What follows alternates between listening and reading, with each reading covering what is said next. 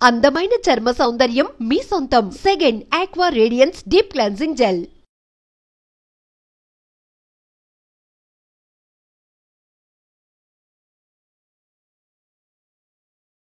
Doctor గారు నమస్తే అండి.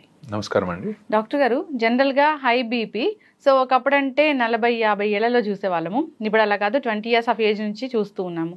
అసలు ఏంటి హై బీపీ, ఎందుకు వస్తుంది? హై బీపీ జనరల్గా రావడానికి 2-3 కారణాలు ఉంటాయండి మెయిన్గా. సో జనరల్లీ ఎప్పుడైనా సరే మనము ప్రైమరీ సెకండరీ కాజెస్ అని చెప్పి చూస్తాం.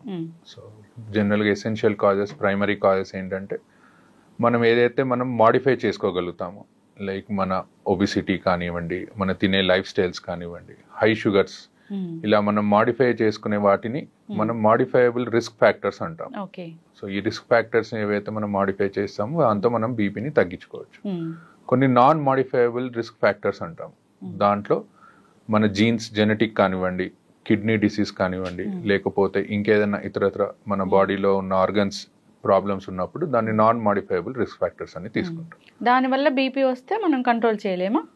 ఇప్పుడు మాడిఫైయబుల్ రిస్క్ ఫ్యాక్టర్స్ ని మనం రోజువారీ మన లైఫ్ స్టైల్ మాడిఫికేషన్స్ చేసుకుంటే, లైక్ కరెక్ట్ ఫుడ్ తినడము, తక్కువ షుగర్స్ తినడం, టైం కి తినడం లాంటివి చేసుకుంటే జనరల్ గా ఏ ఏజ్ లో అయినా మన బీపీని కంట్రోల్ చేసుకునే ఛాన్స్ ఉంటుంది. అదే మన జెనెటిక్ ఫ్యాక్టర్స్ లేదా ఏదైనా ఆర్గన్ డిసీజ్ వల్ల వచ్చేవి మాత్రం దానికి సంబంధించిన మెడిసిన్స్ వాడి దాని పరంగా మనం తగ్గించుకోవడం జరుగుతుంది. ఓకే, అంటే ఇప్పుడు మాడిఫైబుల్ రిస్క్ ఫ్యాక్టర్స్ అంటాము. సో దాని వల్ల వచ్చే బీపీని మనం పూర్తి స్థాయిలో తగ్గించుకోవచ్చు, టాబ్లెట్స్ కూడా మానేయొచ్చా? మోస్ట్ ఆఫ్ ద టైమ్స్ అండి. ఇప్పుడు యంగ్ పీపుల్ జనరల్ గా ఇప్పుడు మనం తీసుకుంటే ఎక్కువగా లేటెస్ట్ గా 30 నుంచి 35 years వాళ్ళకు కూడా హై బీపీ లాంటివి చూస్తూ ఉంటాం. దానికి మెయిన్ కారణం మన లైఫ్ స్టైల్ అండి. అంటే హై కార్బోహైడ్రేట్స్ లేకపోతే ఫ్యాట్ ఉన్న ఫుడ్ ఎక్కువగా తినడము, అసలు ఎక్సర్సైజ్ అనేది చేయకపోవడము, ఇలాంటి హై సాల్ట్ ఫుడ్ తీసుకోవడం.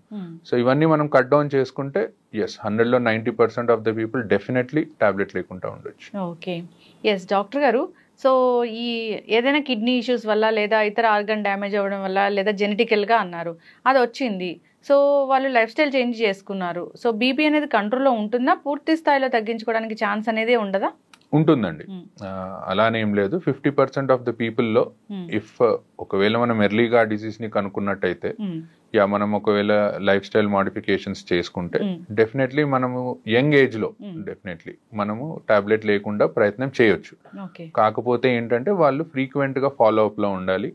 సో అప్పుడు మనం ఏంటంటే ఏ మాత్రం బీపీ పెరిగినట్టు అనిపించినా వాళ్ళని మెడిసిన్ మీద స్టార్ట్ చేసుకోవాలి. ఓకే, డాక్టర్ గారు, అసలు బీపీ లెవెల్స్ అంటే ఏది హై బీపీ, ఏది నార్మల్ అంటారు?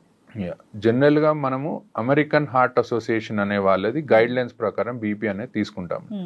సో అందులో ఎప్పుడైనా 120/80, అంటే మనం అందరం బీపీ చూసి వాల్యూ చెప్తూ ఉంటారు. పైంది సిస్టాలిక్ అని, కింది డయాస్టాలిక్ అని అంటాము. సో 120/80 కంటే ఎక్కువ వెళ్తుంది అంటే పేషెంట్ కి బీపీ వచ్చే లక్షణాలు స్టార్ట్ అవుతున్నాయని అర్థం. సో 140/80 కంటే ఎక్కువ వెళ్ళింది అనుకోండి, కంపల్సరీ దాన్ని మనం బీపీ కిందే పరిగణిస్తాం.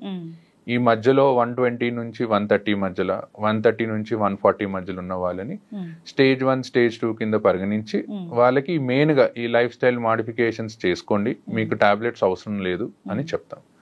140/80 కంటే ఎక్కువ ఉన్న వాళ్ళకి మాత్రం టాబ్లెట్స్ వాడమని స్టార్ట్ చేయమని చెప్తాం. ఓకే, కొందరికి ఓన్లీ డయాస్టాలిక్ మాత్రమే ఎక్కువగా ఉంటుంది కదా డాక్టర్ గారు, అది డేంజర్ అంటారా? డయాస్టాలిక్ జనరల్ గా ఎక్కువయ్యేది మన లోపల ఏదన్నా ప్రాబ్లం ఉన్నప్పుడు అవుతుందండి. మెయిన్ గా కిడ్నీ డిసీజెస్ లో, లేకపోతే థైరాయిడ్ ఉన్న వాళ్ళలో, ఇలాంటి వాళ్ళు, ఒబిసిటీ ఉన్న వాళ్ళలో, లేదా sleeping disorders problem, obstructive sleep apnea అంటాం, ఇలాంటి వాళ్ళలో జనరల్ గా మనం డయాస్టాలిక్ బీపీ కూడా ఎక్కువ అవడం చూస్తుంటాం. It's more dangerous than this systolic BP ఎక్కువ. సో దానికి కంపల్సరీ మెడిసిన్ వాడాల్సిందే. ఓకే, డయాస్టాలిక్ ఎక్కువ ఉన్నప్పుడు, డయాస్టాలిక్ 90 కంటే ఎక్కువ ఉంటే మేము డెఫినెట్లీ ఫస్ట్ మెడిసిన్ అడ్వైస్ చేస్తాము, ఆ లైఫ్ స్టైల్ మాడిఫికేషన్స్ తో పాటు. ఒకవేళ తగ్గుతుంది అనుకుంటే మెల్లిగా మెడిసిన్ ని డిస్కంటిన్యూ చేస్తాం. ఓకే, డాక్టర్ గారు, అసలు ఈ బీపీ 140/80 ఉంది, సో అలాంటి వాళ్ళు ఉప్పు ఎక్కువగా తినడం లేదా కొన్ని రకాల ఆహార పదార్థాలు ఎక్కువగా తినడం వల్ల బీపీ ఫ్లక్చువేట్ అవుతుంది, హై అవుతుంది అంటారు, సో అవి ఏంటంటారు? మెయిన్ గా సాల్ట్ అండి. సాల్ట్ ఇంటేక్ ఎప్పుడైనా సరే తక్కువగా ఉండాలి. ఇప్పుడు కొంతమంది తినాల్సిన దానికంటే మోతాదుకు మించి సాల్ట్ తీసుకుంటారు. సో ఫస్ట్ అది కట్ డౌన్ చేయాలి. దాంతో పాటు హై కొలెస్ట్రాల్ ఉన్న ఫుడ్ ని ఎప్పుడైనా కట్ చేయాలి. కొలెస్ట్రాల్ ఎక్కువ అవుతే మన బ్లడ్ వెళ్ళేది తక్కువ స్పీడ్లో ఎక్కువగా వెళ్తుంది. సో ప్రెషర్ అనేది పెరుగుతూ పోతుంది. సో హై కొలెస్ట్రాల్ ఉన్న ఫుడ్స్ కానీ హై సాల్ట్ ఉన్న ఫుడ్స్ కానీ అవాయిడ్ చేసుకుంటే డెఫినెట్లీ మనం ఒక 5 to 10 డిఫరెన్స్ చూడొచ్చు బీపీలో. ఖచ్చితంగా డాక్టర్ గారు. సో డాక్టర్స్ టాబ్లెట్స్ ప్రిస్క్రైబ్ చేశారు. సో ఏ టైంలో, అంటే ప్రతిరోజు ఒకటే టైంలో వేసుకోవాలా, ఎప్పుడైనా టైం మారితే ఏమైనా ప్రాబ్లమా? సో టాబ్లెట్ వేసుకున్నామా లేదా అని మర్చిపోయి ఇంకో టాబ్లెట్ వేసుకుంటే ఏం జరుగుతుంది? జనరల్గా మన బాడీకి ఒక లైఫ్, మనకి ఎలా అయితే లైఫ్లో ఒక క్లాక్ లాగా ఉంటుందో మన బాడీకి కూడా ఒక క్లాక్ ఉంటుందండి. ఆ క్లాక్ ప్రకారమే మన హార్మోన్స్ రిలీజ్ అవ్వడము, మరి పని చేయడం లాంటివి ఉంటాయి. సో అందుకే జనరల్గా either mornings or evenings we advise. So either morning before 9 o'clock అట్లా లేదా 10 o'clock లోపు, ఈవినింగ్స్ అది అడ్వైస్ చేస్తాం. సో టైం ప్రకారం తీసుకుంటే ఏంటంటే మన బాడీకి సర్కేడియన్ రిథమ్ అని ఉంటుంది, దానికి బాడీకి అడ్జస్ట్ అయ్యి టాబ్లెట్ సరిగ్గా పనిచేస్తుంది. టాబ్లెట్ సరిగ్గా తీసుకోకపోవడం అంటే కొంతమంది ఒక రోజు తీసుకుంటారు, 2 రోజులు తీసుకోరు, మళ్ళీ తీసుకుంటారు. సో దానివల్ల మోర్ డేంజర్ దాని టాబ్లెట్ తీసుకోకపోవడం. సో దానివల్ల ఏమవుతుందంటే బాడీకి పని చేయాలా పని చేయొద్దా అనే దాంట్లో పడిపోయి టాబ్లెట్ పనితనం ఇంకా తగ్గిపోతుంది. ఓకే, అంటే ఒక రోజు 2 రోజులు తీసుకోవడం మానేస్తే మళ్ళీ తర్వాత స్టార్ట్ చేస్తే అలా అంటే దాన్ని ఫ్రీక్వెంట్ గా చేస్తే ఎప్పుడన్నా ఒకసారి అనేది అందరూ మర్చిపోతారు, that's okay. But maximum times మర్చిపోకుండా రోజు వేసుకోవడం ఇస్ బెటర్ ఆప్షన్. డాక్టర్ గారు, ఫీవర్స్ వచ్చినప్పుడు నార్మల్గా డోలో అలాంటివి వేసుకుంటూ ఉంటారు. సో అది డాక్టర్ దగ్గరికి వెళ్ళే పని లేకుండా ఇంట్లో over the counter of medicine వాడుతూ ఉంటారు. సో హై బీపీ ఉన్న వాళ్ళు ఇలాంటి డోలోలు వేసుకోవచ్చా? సో అలాంటప్పుడు బీపీ టాబ్లెట్ వేసుకోవచ్చా లేదా? సో జనరల్గా బీపీలో 2 types చూస్తామండి. ఇప్పుడు ఫీవర్ వచ్చినప్పుడు కొంతమందికి బీపీ పెరగొచ్చు, కొంతమందికి తగ్గొచ్చు. సో ఇన్ఫెక్షన్ చాలా ఎక్కువ ఉందనుకోండి, అప్పుడు బీపీ అనేది బాగా తగ్గిపోతూ ఉంటుంది. సో దాన్ని మనం షాక్ అని అంటాము సిచ్యువేషన్. సో అందుకే ఎప్పుడైనా హై గ్రేడ్ ఫీవర్ వస్తే దో మీరు డోలో ఇంట్లో వేసుకున్నా సరే వెళ్ళి డాక్టర్ని కలవండి. కలిసి ఒకసారి బీపీ చెక్ చేసుకుంటే తక్కువగా ఉంటే అప్పుడు పేషెంట్ కండిషన్ని బట్టి టాబ్లెట్ ఆపేయాలా డోస్ తగ్గించాలా అనేది డాక్టర్ కెన్ డిసైడ్. ఖచ్చితంగా డాక్టర్ గారు, చాలా మంది ఈ మిస్టేక్ అనేది చేస్తూ ఉంటారు. దానివల్ల ఇబ్బందులు అయితే వస్తూనే ఉంటాయి. ఏదైనా ఒక ఇష్యూ వచ్చినప్పుడు అప్పుడే కొత్తగా టాబ్లెట్స్ స్టార్ట్ చేశారు బీపీ టాబ్లెట్స్ అన్నప్పుడు ఇంట్లో మానిటర్ చేసుకోండి, మార్నింగ్ ఈవినింగ్ బీపీ లెవెల్స్ అని అంటారు. సో ఆ బీపీ లెవెల్స్ మానిటర్ చేసుకున్నాక నెక్స్ట్ ఎలాంటి టాబ్లెట్ రాయాలి, తక్కువ రాయాలా, డోసు ఎక్కువ రాయాలా, అలా చెప్తూ ఉంటారు కదా డాక్టర్ గారు.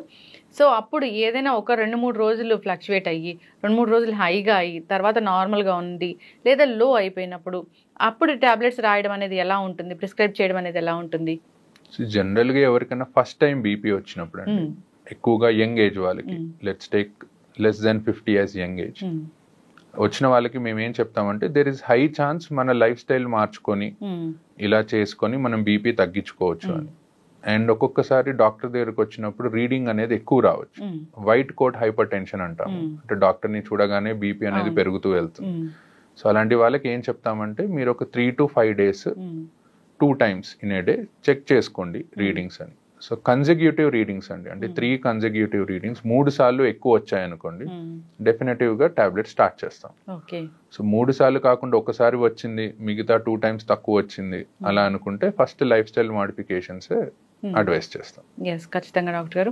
సో బీపీ మిషన్స్ చాలా డిజిటల్ మిషన్స్ వచ్చాయి. సో వాటిలో చెక్ చేసుకుంటే వచ్చేది కరెక్ట్ వాల్యూ అయినా నార్మల్గా డాక్టర్ దగ్గరికి వెళ్ళినప్పుడు వేరే బీపీ మిషన్ ఉంటుంది, అది కరెక్టా? సో ఎట్లా అంటారు? ఎలక్ట్రానిక్ మిషన్స్ కి మేము చూసే మిషన్స్ కి ఏంటంటే మెర్క్యూరీ ఉంటుందండి మేము చూసే మిషన్స్ లో, it's much more accurate. Electronic machines లో ఒక 5 mm వరకు డిఫరెన్స్ ఉంటుంది. బట్ మెయిన్ గా మిషన్ కంటే ఎక్కువ చూసే పొజిషన్ అండి, చూసే పొజిషన్, చూసే టైం. సో ఎప్పుడైనా సరే బీపీ మిషన్ అనేది మన లెవెల్ ఆఫ్ హార్ట్ దగ్గరికి ఉండాలన్నమాట. సో ఎవరన్నా కూర్చొని బీపీ చూసుకుంటున్నారు అనుకుంటే బీపీ మిషన్ ఒక టేబుల్ మీద పెట్టి మన హార్ట్ లెవెల్లో ఉండేటట్టు, పడుకున్నప్పుడు మన పక్కన హార్ట్ లెవెల్లో ఉండేటట్టు చూసుకోవాలి. సో అలా చూసుకుంటే 90% ఆఫ్ ద టైమ్స్ రీడింగ్స్ కరెక్టే వస్తాయి. అండ్ మీరు అన్నట్టు మా దీనికి అండ్ మనం ఇంట్లో చూసుకునే ఎలక్ట్రానిక్ మిషన్స్ కి ఒక 5 mm వరకు డిఫరెన్స్ ఉంటుంది. అండ్ బోత్ హ్యాండ్స్ లో కూడా మీరు ఒకవేళ చూసినా at the same time 5 to 10 mm of HG difference అనేది ఉంటుంది. ఖచ్చితంగా డాక్టర్ గారు. ఏదైనా కానీ ఈ బీపీ వచ్చినప్పుడు జాగ్రత్తలు తీసుకోవాలని కోరుకుందాం. చాలా మంది ఫాలోఅప్స్ కూడా వెళ్ళరు, సంవత్సరాల తరబడి అదే మందులు వాడుతూ ఉంటారు. సో అలా వాడటం కూడా డేంజరే కదా డాక్టర్ గారు? అండి, most important thing is follow up అండి. సో బికాజ్ ఏంటంటే కొన్ని టాబ్లెట్స్ కొన్ని కండిషన్స్ లో డిస్కంటిన్యూ చేస్తాం. సపోజ్ ఒక 50-year పర్సన్కి మనం టాబ్లెట్ స్టార్ట్ చేసాం అనుకోండి, బై 60 years వచ్చేసరికి ఆయనకి వేరే ఏదైనా కాంప్లికేషన్ ఏదైనా ఉండొచ్చు, ఏజ్ పరంగా కిడ్నీ ప్రాబ్లం ఉండొచ్చు, డయాబెటీస్ వచ్చి ఉండొచ్చు, హార్ట్ ఇష్యూ వచ్చి ఉండొచ్చు. అలాంటప్పుడు ఆ టాబ్లెట్ కంటిన్యూ చేయాలా డిస్కంటిన్యూ చేయాలా అనేది మేము కండిషన్ని బట్టి మారుస్తూ ఉంటాం. సో ఫ్రీక్వెంట్ ఫాలోఅప్స్, ఎక్కువగా కుదరకపోయినా అట్లీస్ట్ ఒక 3 to 4 monthsకి ఒక్కసారి డాక్టర్ని వెళ్ళి కలవడం, ఏం టాబ్లెట్స్ వాడుతున్నారో చూడడం, అండ్ ఫ్రీక్వెంట్గా కిడ్నీ చెకప్ అనేది ఒకటి చేయించుకుంటూ ఉంటే బెటర్. బీపీ ఉంటే కిడ్నీ కూడా ఫెయిల్ అవుతుందని చెప్తారు కదా డాక్టర్ గారు? జనరల్గా ఏంటంటే ఏ బీపీ కానివ్వండి, డయాబెటీస్ కానివ్వండి, మన బాడీలో కిడ్నీని, హార్ట్ని, ఐస్ని ఒకవేళ ఎక్కువగా ఉన్నాయి అనుకోండి లెవెల్స్, డ్యామేజ్ చేస్తూ ఉంటాయి. సో ఇవి లాంగ్ టర్మ్గా బాడీలో మనకి ఎర్లీ ఏజ్లో బీపీ వచ్చినట్టయితే లాంగ్ టర్మ్గా కాంప్లికేషన్స్ వచ్చే ఛాన్స్ ఎక్కువగా ఉంటుంది. కానీ మనం ఫ్రీక్వెంట్గా ఒకవేళ చెకప్ చేయించుకొని టాబ్లెట్స్ కరెక్ట్గా వాడితే మాత్రం మోస్ట్ ఆఫ్ ద టైమ్స్ ఎవరికి కిడ్నీ డిసీజెస్ అనేవి రావు. బీపీ పేషెంట్స్ తీసుకెళ్ళినప్పుడు డాక్టర్స్ అడుగుతూ ఉంటారు, బ్లర్ విజన్ ఏమైనా ఉందా మీకు అని. అది ఎందుకు డాక్టర్ గారు?